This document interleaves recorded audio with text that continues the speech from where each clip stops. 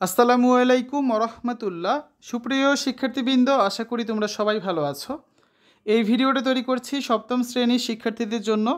2024 সালের সপ্তম শ্রেণী স্বাস্থ্য সুরক্ষা বইয়ের পঞ্চম অধ্যায় বেড়ে উঠি মন ও মননে এর 17 নম্বর পর্বে আজকে আমরা দেখব 91 পৃষ্ঠার ছক 1-এর সমাধান।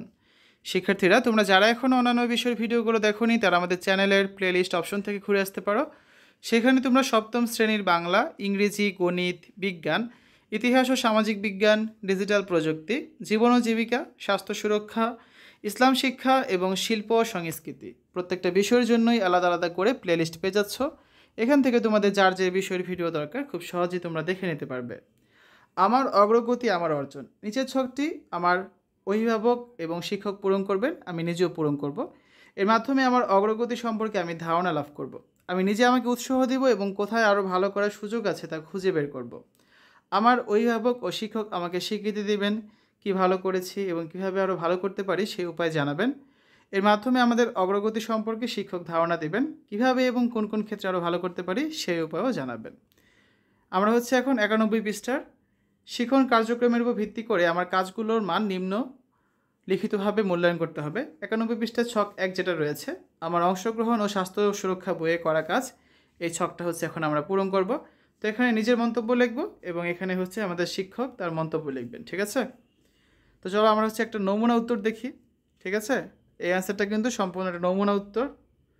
তো এখানে দেখো, আমরা প্রথমে নিজের মন্তব্যগুলো দেখব যে অংশগ্রহণের সময় অন্য শিক্ষার্থীদের সাথে শ্রদ্ধাশীল আচরণ। এই ক্ষেত্রে আমার মতামত হচ্ছে আমি খুব ভালোভাবেই অংশগ্রহণের সময় অন্য শিক্ষার্থীদের সাথে শ্রদ্ধাশীল আচরণ করেছি। তারপর অংশগ্রহণের সময় অন্য শিক্ষার্থীদের অনুভূতি ও চিন্তার সাথে নিজের আচরণ বোঝার আগ্রহ।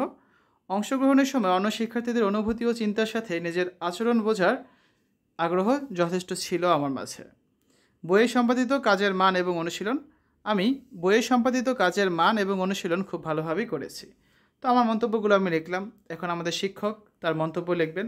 ধরো তিনি লিখলেন যে তুমি অংশগ্রহণের সময় অন্য শিক্ষার্থীদের সাথে শ্রদ্ধাশীল আচরণ ভালোভাবেই করেছো। তারপর তিনি লিখলেন যে অংশগ্রহণের সময় অন্য শিক্ষার্থীদের অনুভূতি ও চিন্তার সাথে নিজের আচরণ বোঝার আগ্রহের ক্ষেত্রে তোমার আরও ভালো করার সুযোগ রয়েছে। আবার তোমার বইয়ে সম্পাদিত কাজের মান ও অনুশীলনের ক্ষেত্রে আরও উন্নতি করার সুযোগ রয়েছে তোমার। তো শিক্ষক তার মন্তব্যগুলো এখানে লিখে দেবেন। তো এই হচ্ছে আজকে আলোচনা। আগামী ক্লাসে আমরা 92 পৃষ্ঠার ছক 2 যেটা রয়েছে, আমার অনুভূতি, যত্ন ও সহমর্মী আচরণ চর্চা, এই ছকটা পূরণ করে দেব। ঠিক আছে শিক্ষার্থীরা, এতক্ষণ তোমরা দেখলে সপ্তম শ্রেণী স্বাস্থ্য সুরক্ষা পঞ্চম অধ্যায় 91 পৃষ্ঠার সমাধান। আশা করি ভিডিওটা তোমাদের কাছে ভালো লেগেছে। পরবর্তী পর্বগুলো দেখার আমন্ত্রণ জানিয়ে আজ এখানে বিদায় নিচ্ছি। আল্লাহ হাফেজ।